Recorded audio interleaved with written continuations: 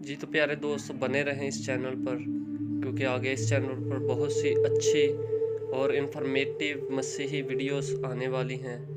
मसीही नॉलेज के बारे में आपको बताया जाएगा। चैनल को लाइक सब्सक्राइब कर लें ताकि नई वीडियो के नोटिफिकेशन आप तक पहुंचते रहें, और कमेंट करके ज़रूर बताएं आपको वीडियो कैसी लगी। सो हम अपनी वीडियो को स्टार्ट करते हैं।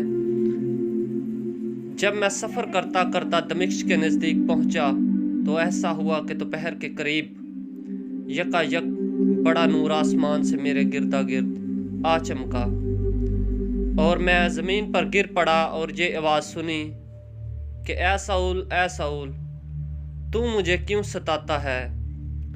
मैंने जवाब दिया कि ऐ खुदावन तू कौन है।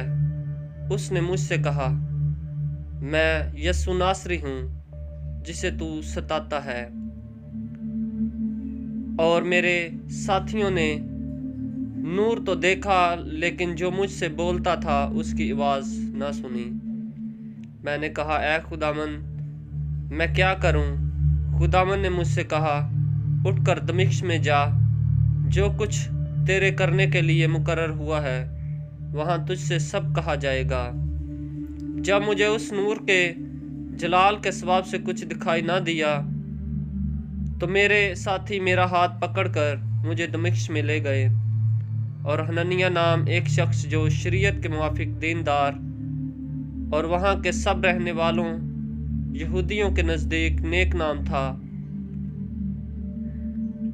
मेरे पास आया और खड़े होकर मुझसे कहा, भाई साउल फिर बीना हो जा। इसी घड़ी बीना होकर मैंने उसको देखा।